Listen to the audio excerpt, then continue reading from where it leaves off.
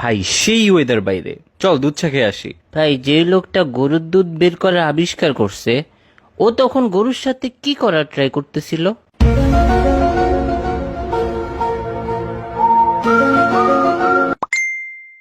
আবার আমার মাথা খাবি তুই? ভাই সবাই বের হও, মাসুদ মামার টঙে আয়। না ভাই, ওইখানে অনেক মশা। ধুর। ভাই, মশা আমাদের রক্ত খেয়ে তারপর ডিম পারে, তার মানে টেকনিক্যালি আমরা মশার বাপ।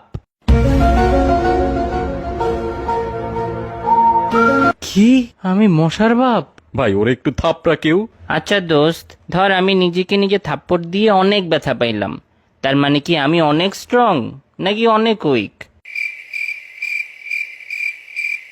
তুই ভাই যাই হস না কেন, অফ যা তো, ঘুমা গিয়া যা। ঘুমিয়ে স্বপ্ন দেখাটা মেইনলি একটা ফ্রি মুভি দেখার মতো, যেটার অ্যাক্টর ডিরেক্টর সব আমি নিজেই। ভাই তোর মাথায় কি কোনো নর্মাল কথা আসে না কখনো? ওরে থেরাপিস্ট দেখাইতে হবে ভাই। ভাই ভেবে দেখছস, ব্রেন নিজের নামটা নিজেই ইনভেন্ট করছে, আবার নিজেই নিজেকে স্টাডি করে। মেবি আল্লাহ তোর ব্রেনটা বানানোর সময় একটু বেশি এফোর্ট দিয়ে দিছে ভাই। তোর না পরীক্ষা, পড়তে বস গিয়া প্র্যাকটিস কর যা। ভাই কথায় আছে প্র্যাকটিস মেক্স এভরিওয়ান পারফেক্ট, আবার এটাও কথায় আছে নোবডি ইজ পারফেক্ট। তাহলে প্র্যাকটিস করে লাভটা কি?